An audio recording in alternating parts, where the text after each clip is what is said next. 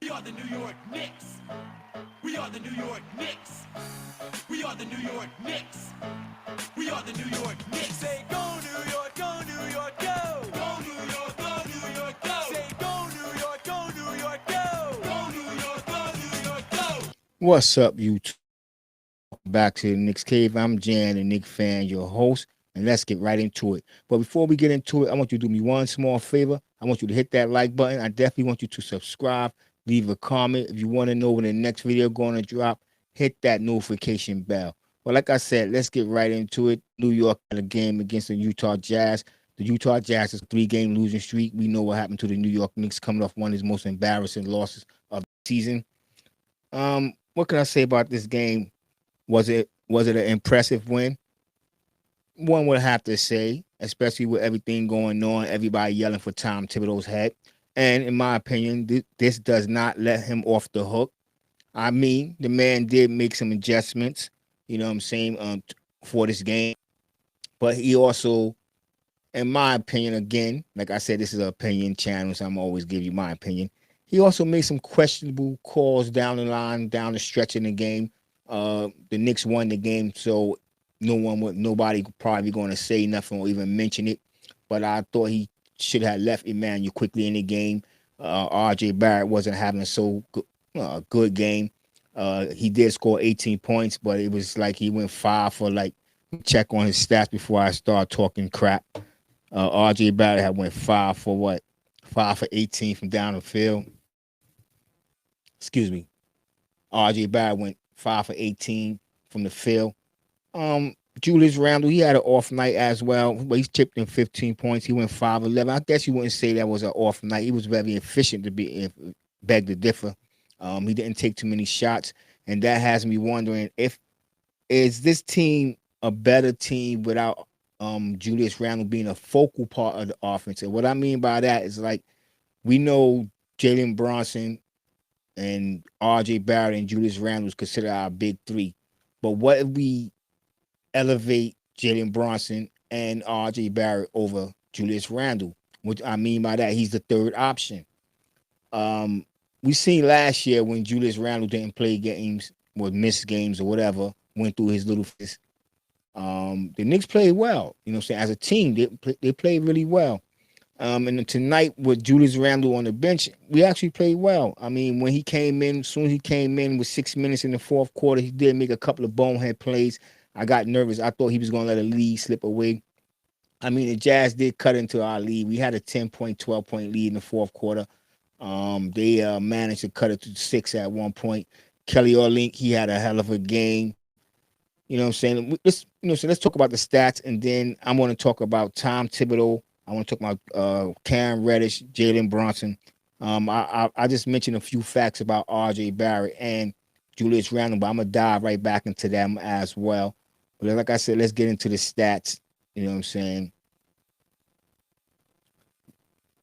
We're gonna start off with Jalen Brunson scoring 25 points and Kelly Olynyk on 27, which is because that's not Kelly Olynyk career high, but it is a season high for him, 27 points.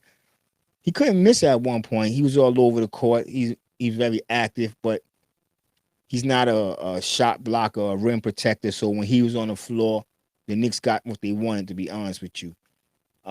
That's on offense wise. Defensive wise, he was tearing us apart. Another guy like I'm not going to talk about his stats. I'm just going to talk about him in general is Walker Kessler because he was a person who I talked about the Knicks could have drafted, and I just started wondering like if we had drafted him and he would have been playing that role of Isaiah Hartenstein. Um, in my opinion, he's already a better player than Isaiah Hartenstein. He plays with self discipline. He can stretch the floor. He's a very good defensive player, and that's what I liked about him when coming out of college. That he was a very good defensive player and he can stretch the floor.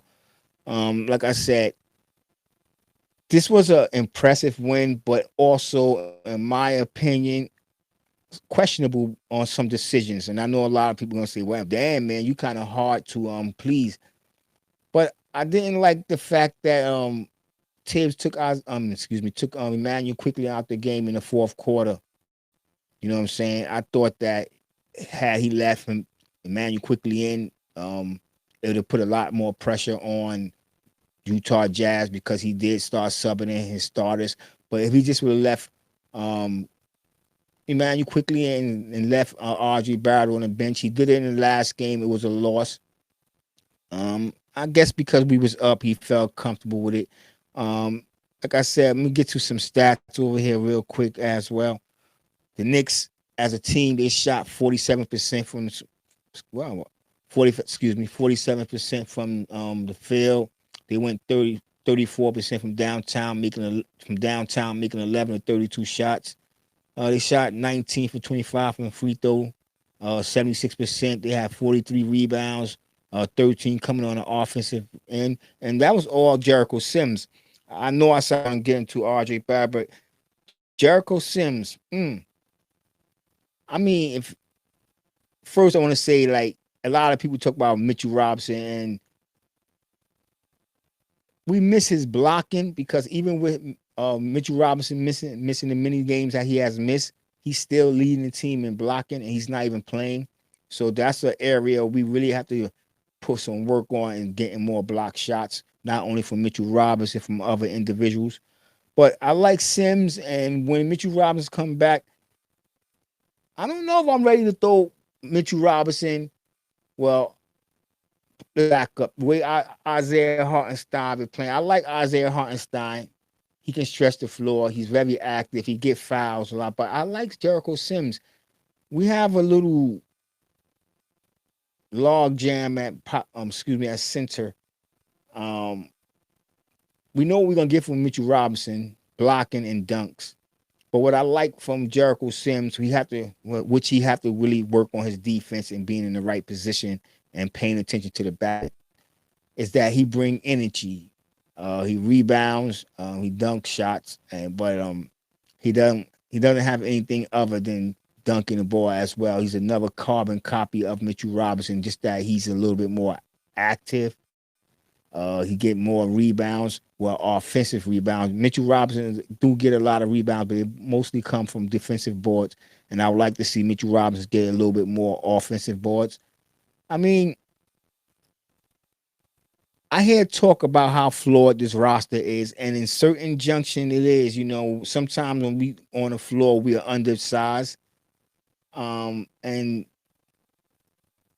yeah, we have management to blame for that. But I still think this is a roster that can compete for a playoff spot. No, we're nowhere near championship, but I think we can compete for a playoff spot. So let me what I like about Jalen Brunson. Like I said, I'm gonna talk about a few players, but what I like about Jalen Brunson is that he's patient. He knows when to take over the game. He took over the game late in the fourth quarter, scoring 12 points when we really needed it. I know in a couple of other games, I wouldn't say his offense was off, but his defense was, suspect. You know what I'm saying? He was getting torched in that Oklahoma game. And I still blame that part on the coach, but him not putting the players in the right position and the defense that he called. And I know a lot of people like to blame the players, but in my mind, in my opinion, I think the players are so used to playing this style that Tibbs like the double teaming and the trapping that they just automatically double team when they don't have to. There's a lot of times we look at them and say, what the hell are y'all doing? You know what I'm saying? You see 3 players on 1 man. But like I said, I like Brunson. I like what he brings to this team. $104 million in this day and age. Yeah, he's worth it. He's worth it. He's worth it. Cam Reddish. What can I say about Cam Reddish? I'm not gonna lie to you. I am feeling Cam Reddish. I wasn't a big fan of Cam Reddish in the start of the season, but I'm coming around to Cam Reddish. And the thing about it, I started, will Cam Reddish at the end of the season, the Knicks didn't re-up on him. Will he go to another team? If Cam Reddish continue to play the way he's playing, teams are going to be looking for this man's services. And I don't know if he want to come back to the New York Knicks, especially if we still have Tom Thibodeau as our coach. I know I wouldn't. I'm just being honest. I know I wouldn't come back to the New York Knicks knowing Tom Thibodeau, the coach, and how he played me. And knowing that if I go to another team, they're gonna play me more. They're gonna give me the confidence that I need. So honestly, I wouldn't come back to the New York Knicks unless the offer, the deal, worth it. You know what I'm saying? Let's be real. If you make a offer I can't refuse, like the Godfather, it's an offer I can't refuse. I'm going to accept it. But Reddish has been the brightest spot on the New York Knicks team in the last 3-4 games. He haven't always came out and put up double digits points, but what he do all around, the steals, not so much blocks, but being in the right place, holding some of the best players on the opposite team. I like Cam Reddish game. We didn't see this in a lot. And Atlanta didn't see it. They'd have kept him on their roster. But I'm really liking what Cam Reddish is bringing to this team. And I'm liking that just starting to use more. But I don't know if he's going to resign with the New York Knicks. If he continue to play the way he's playing and in the year, with careers high and career high minutes played, staying on the court, staying healthy, I think there's going to be a lot of teams looking for his services at the end of this season.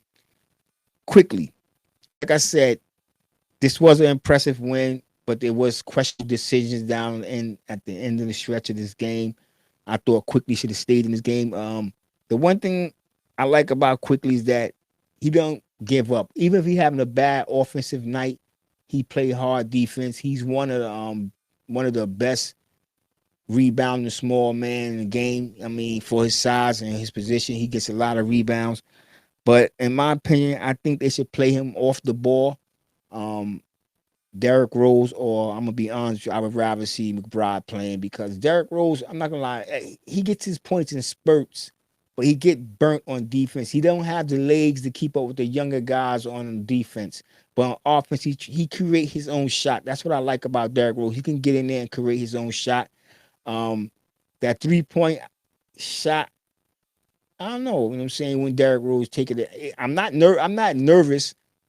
I mean, because honestly, it's almost like 50-50. I know he's not shooting 50% from downtown, but he's going to make it. He's going to miss it. I just don't like when he take it, because he usually take it when he's defended. If he's open, I don't mind him taking it, but he's being contested, I don't want him taking that shot. He rarely makes that shot when he's being contested. But either way, I still would like to see McBride coming in and replacing Derrick Rose. I think McBride would be better. He's younger legs. He's faster. He's stronger. I'm not going to say he's smarter, but he can play. He do play good defense, and I think he would be, especially on the bench. The thing that I want to point out, that these were the two best benches not the two best, but Utah Jazz have the best bench in the league. The Knicks is ranked around third or fourth. I think the Knicks' scoring bench is scoring like 36 points a game. Utah bench is scoring 44 points a game. The Knicks, they held them Utah down to 43% shooting. I mean, they shot 32% from downtown. They shot 43 threes, making 14 of them. They went 83% from the free throw line, making 25 free throws out of 30. They had 49 rebounds and 15 offensive rebounds. A lot of that was from Kelly Olynyk. This was a good game for the New York Knicks, the first game of a back-to-back. And there are a couple of games that I think we can win. Honestly, and I'm going to say it right now, I think we can beat Golden State. I know Poole had a crazy game the other night, but I think we can beat Golden State. And the funny thing about this road trip is that we end this road trip against OKC. Can we get some revenge? I don't know. I think we played Memphis somewhere along that line as well. So this is going to be two teams that we will be looking for some payback. I'm not expecting a win from the Memphis, but I think the New York Knicks can beat OKC. You know what I'm saying? They got up on us. They got out there quick, and the Knicks had nothing for them. We played with lack of energy. Coaching was questionable. But I think when we meet them the next time, the Knicks they should come in, you know what I'm saying, energized for that game, knowing the way they lost. That Memphis game, Jazz is having a Jazz is incredible. I don't know if we have anybody that can really stop him. But like I said in my last video, Tibbs always trying to stop everybody. I mean, let's just focus on the role players. make sure they don't get their points, and we can let Josh score 30. We can let Josh score 40, but we keep like if there's only 2 people, 3 people on the team that score within double digits, we can hold everybody down. That's a winnable game, in my opinion. That's just how I feel. Now that Denver game tomorrow night is gonna be tricky because we all know how the Knicks do on back to backs. So I don't know. But like I was saying about Randall, what do y'all do? The Knicks should the Knicks make Randall the third option on offense? Um, this was an interesting game. I'm not gonna lie. The way the Knicks played their last game and the way the Jazz have been playing before these 3 losses they came upon. Now the New York Knicks had them another loss.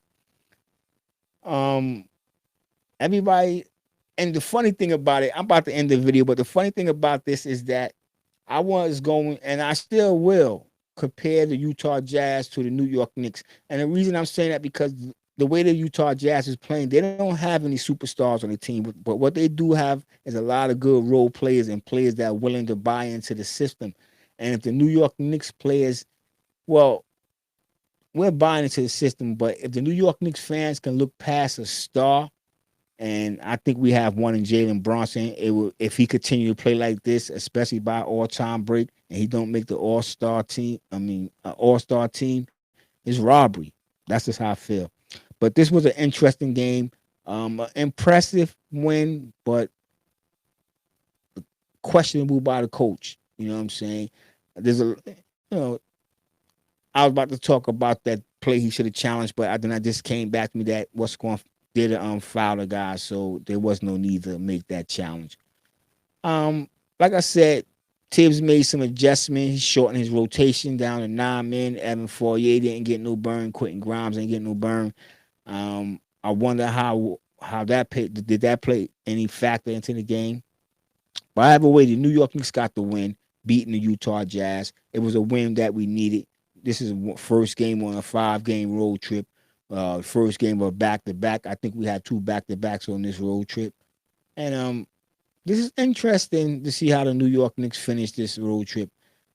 If we got 5 games, if we can come back 3-2, and we come back 2-3, and that's mediocre. But if we could come back 3-2 from this this West Coast road trip, that'll be a successful road trip, in my opinion. And with that being said, I want everybody to stay safe, stay healthy.